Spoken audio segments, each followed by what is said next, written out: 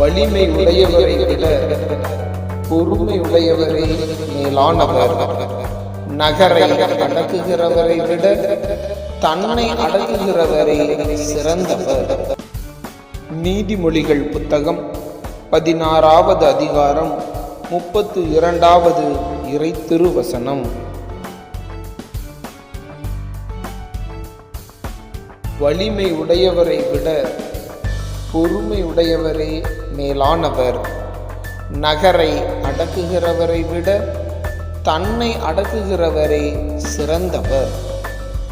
நீதிமொழிகள் புத்தகம் 16வது அதிகாரம் 32வது இறை திருவசனம்.